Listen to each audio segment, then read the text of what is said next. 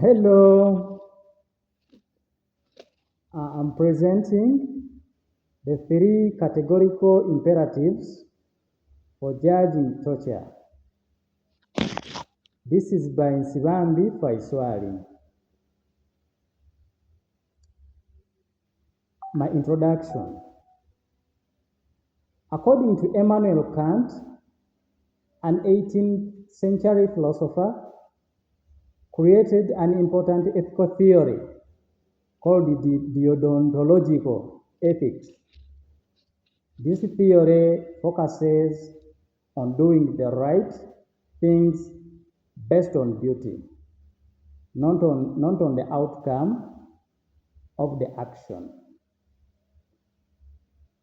At the core, Kant's ethics is the categorical imperative, a universal moral rule that applies to everyone. This categorical imperative has three versions, each offering different way to judge the morality of action. In this presentation, we will look at each of Kant's three versions of categorical imperative applied to the real world scenario of torture. Here we look at the three formulations as by Kant. These three formulations of categorical imperatives. First and foremost, we look at the first formulation as the universal law formulation. When we go into the explanation of this acts only according to that maxim, whereby you can at the same time will that it should be a universal law. This lines with Kant, the year 1785. When you look at application of torture, we think about this rule in that it's acceptable, like if it's acceptable to torture, if everyone followed this rule, society would accept torture as normal. Therefore, this creates, because torture depends on the victim not agreeing, which cannot be accepted as a universal rule without contradiction. This is in line with Hills, the year 2012.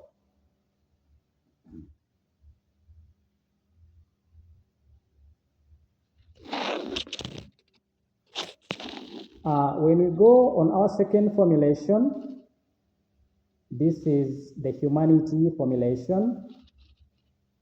It's being explained here as act in such a way that you treat humanity, whether in your own person or in the person of another, always at the same time as an end, never merely as means.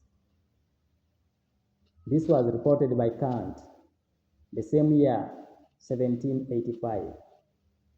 When we look at application of torture according to the second formulation, this version puts emphasis on respecting the people as valuable.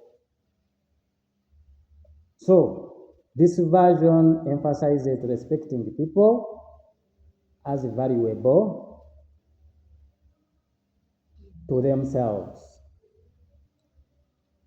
Here we see that torture uses people as a way to get some things like information, which disrespects their dignity and autonomy. This is according to Wood, 2008.